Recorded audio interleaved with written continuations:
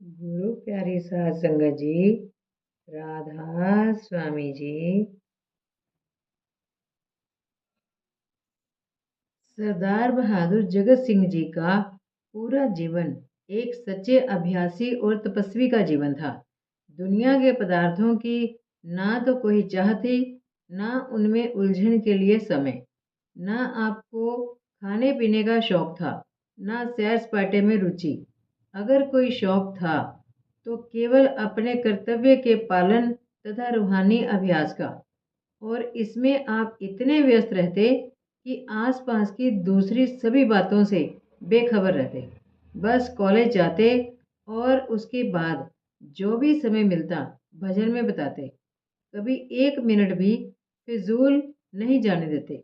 सुबह कॉलेज जाने के वक्त से अगर 10 मिनट पहले तैयार हो जाते तो 10 मिनट के लिए भजन में बैठ जाते। नौकर को खाना लगाने को कहते और जो समय वह खाना गर्म करने में लगाता उसे आप भजन में गुजारते। शाम को घूमने अवश्य जाते, परंतु अक्सर अकेले। अगर किसी दिन पंडित लालचंद जी या और कोई नज़दीकी मित्र साथ जाते तो रास्ते में मौन रहते। सरदार बहादुर जी सिमरन करते हुए जाते और वापस आकर भजन में बैठ जाते। हजूर महाराज जी ने आपको लायलपुर में सत्संग करने का हुक्म दिया। जिस भी रविवार लायलपुर में होते आप सत्संग करते। सत्संग से पहले कम से कम 1 घंटा भजन में अवश्य बैठते।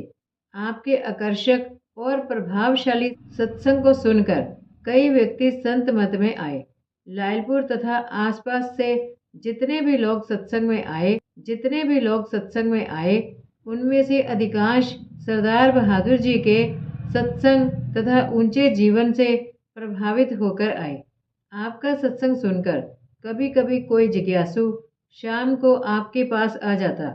उससे संत मत तथा सतगुरु की बातें करते रहते। सतगुरु की बातें करते करते रात के 1 या 2 तक बज जाते। जब 2 बजते तो आप उसे विदा करते और भजन में बैठ जाते। एक बार लायलपुर में एक सत्संगी सरदार बहादुर जी के पास अपने पुत्र की पढ़ाई तथा आगे रोजगार के बारे में सलाह लेने के लिए आया। आप बड़े ध्यान से उसकी बात सुनते रहे, परंतु बात कहकर उसने कहा, मैंने इस बारे में हजूर महाराज जी से भी राय ली थी। ये सुनते ही सरदार बहादुर जी उठ खड़े हुए और बोले, क्या सरकार से राय लेने के बाद आप मेरे पास कैसे आए? क्या मैं उनसे बेहतर राय दे सकता हूँ या उनकी राय से अलग सलाह दे सकता हूँ? उनसे राय लेने के बाद मुझसे पूछने की क्या जरूरत थी?